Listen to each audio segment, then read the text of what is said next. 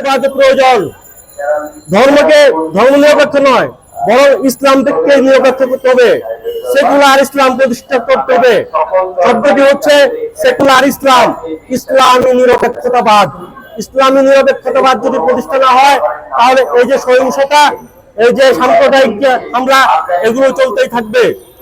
কারণ এদেশে কাদিয়ানি থাকবে, এদেশে সুফিবাদীরা থাকবে, এদেশে মৌদুদিবাদ থাকবে, ওয়াহাবিবাদ থাকবে, প্রতিটি মতাদর্শ থাকবে এবং প্রতিটি মতাদর্শে পারস্পরিক সহযোগিতার ভিত্তিতে এদেশে এগিয়ে যাবে, পর্বত সহিষ্ণুতার ভিত্তিতে এগিয়ে যাবে এবং এই যে ইসলামের যে পর্বত সহিষ্ণুতার প্রতিষ্ঠা করা, এটাই হোক ইসলামী নিরপেক্ষতাবাদ। আমি বুদ্ধিজীবী নই, কিন্তু যারা বুদ্ধিজীবী আছেন তারা হয়তো এই সেকুলার ইসলাম বা ইসলামী নিরপেক্ষতাবাদ নিয়ে ভাববেন এবং সেকুলার শব্দটির এই বাংলার মাটি গানের ভেতরে একটি অনুবাদ যাতে দাঁড়িয়ে যায়, নতুন ব্যাখ্যা দিয়ে নতুন ব্যাখ্যা তৈরি করে আমাদের যে ইসলামী নিরপেক্ষতাবাদ, এই ইসলামী নিরপেক্ষতাবাদের দিকে রাষ্ট্রকে নিয়ে যেতে হবে। এটা একটি তাত্ত্বিক বিষয় এবং এই তাত্ত্বিক বিষয়ে আপনার প্রতিষ্ঠা করতে গেলে বা প্রচার করতে গেলে অনেক সময় ব্যাপার, 10-20 বছর লেগে যেতে পারে।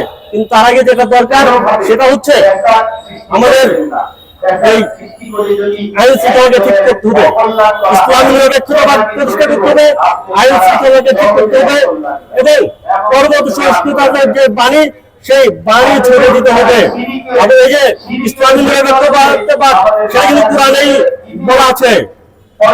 আমি আবারও বলছি, সূরা কাফিরুনের 6 নম্বর আয়াতে আল্লাহ বলেছেন লাকুম দীনুকুম ওয়ালিয়া দীন, লাকুম দীনুকুম ওয়ালিয়া দীন। অর্থাৎ হচ্ছে যার যার ধর্ম তার, যে যার ধর্ম সে পালন করবে। প্রতিটি মতবাদের উপর ইসলাম তার প্রতিটি মতাদর্শের প্রতি ইসলামের সহানুভূতি রয়েছে এবং এখন যে মতবাদগুলো দাঁড়িয়েছে আপনার হানাফি, মাযহাবি, শাফিঈ, কাদিয়ানী, মওদুদি, সালাফি, ওয়াহাবি, প্রত্যেকটা যে মতবাদ আছে প্রত্যেকটা মতবাদের সংস্করণ চাই এবং প্রত্যেকের প্রতি শ্রদ্ধাশীল হবে এবং প্রত্যেকের প্রতি সহানুভূতিশীল হবে, সেই প্রত্যাশা আমরা করি। সবশেষে আমি বলতে চাই,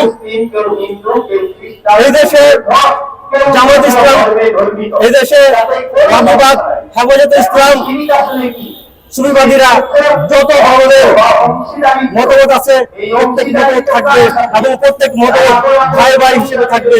আমাদের প্রত্যেকের সমৃদ্ধ শক্তিতে জেগে উঠবে বাংলাদেশি জাতীয়তাবাদ এবং বাংলাদেশি মানুষ জাতীয় ঐক্যতে জাতীয় ঐক্য প্রতিষ্ঠা করবে এবং নিজেদের যে ধর্মীয় মতামত, ধর্মীয় বিশ্বাস সমস্ত কিছুর প্রতি শ্রদ্ধা রেখে বাংলাদেশের উন্নয়নে এগিয়ে যাবে, এই প্রত্যাশা রেখে আমি অনেক খুশি করছি। আল্লাহ হাফেজ।